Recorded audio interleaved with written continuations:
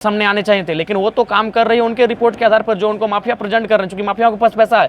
तो अगर हम पुलिस की रिपोर्ट को ही मान लें कि सूर्या एक मतलब खतरनाक अगर व्यक्ति मान लेते हैं थोड़ा देर के लिए, तो अब 46-49 के अनुसार उनके हाथ बंधे होने चाहिए थे। पुलिस ने अगर हाथ नहीं बांधा था तो पुलिस की सवाल चिन्ह खड़ा होता है, उनमें प्रश्न खड़ा होता है, उनकी कार्यशैली पर प्रश्न खड़ा होता है।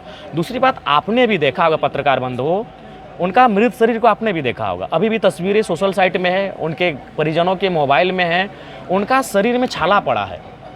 और आप भी जानते हैं कि छाला जैसा छाला है, वो छाला या तो शरीर में दूध के गिरने से पड़ता है, या तो गर्म चाय के, गर्म तेल के, गर्म दूध के, या फिर जल जाने से, या इलेक्ट्रिसिटी से, यानी कोई करंट आपको लगा हो तो वो छाला पड़ता है। जिस प्रकार से बॉडी में छाला पड़ा है, वो छिल गया है, लाल हो गया है।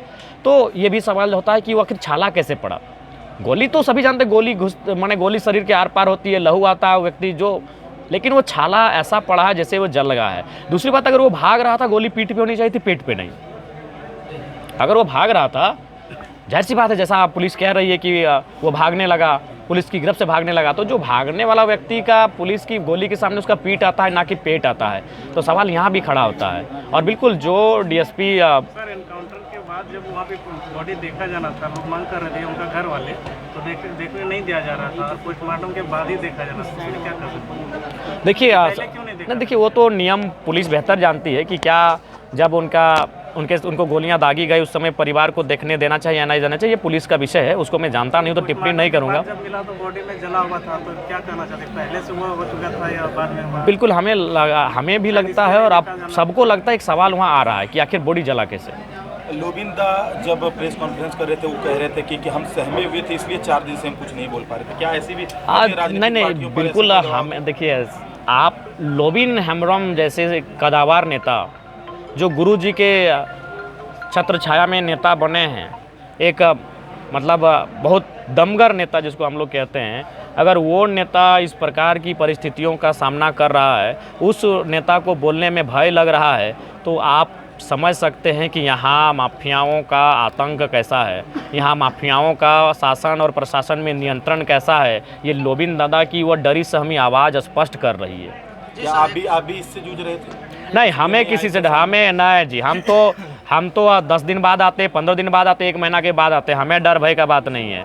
हमें समय का समय हम लोबिन दादा एक क्षेत्र में रहते हैं, हम झारखंड देखते हैं, हम 24 जिला हम भ्रमण करते हैं, तो उसे अनुसार जब हमको 10 दिन के हमने सोचा था कि 10 क्रम या फिर 10 के बाद 1-2 दिन में आएंगे, या जब हमारा इधर आने का रूट मैप बनेगा। सर एक सवाल रहेगा, एक झारखंड का विधायक और झारखंड के जो पुलिस प्रशासन है, दोनों के बयानों में विरोधाभास मिलता है। क्या यह जयराम महतो जी कह सकते हैं कि यहाँ की जो पुलिस है उसका राजनीतिकरण हुआ है? बिल्कुल, पुलिस का ही नहीं, हर एक जो सरकारी संस्थाएं हैं, जो भी चीज़ें चल रही हैं, आज खेल राजनीति से दूर नहीं रहा, धर्म अब राजनीति से दूर नहीं रहा, वो भी राजनीति ने उन्हें भी छू लिया है। तो पुलिस तो राजनीति का ही पार्ट है। पुलिस के ऊपर विधायिका बैठी है, पुलिस कार्यपालिका है, उस कार्यपालिका के ऊपर विधायिका बैठी है।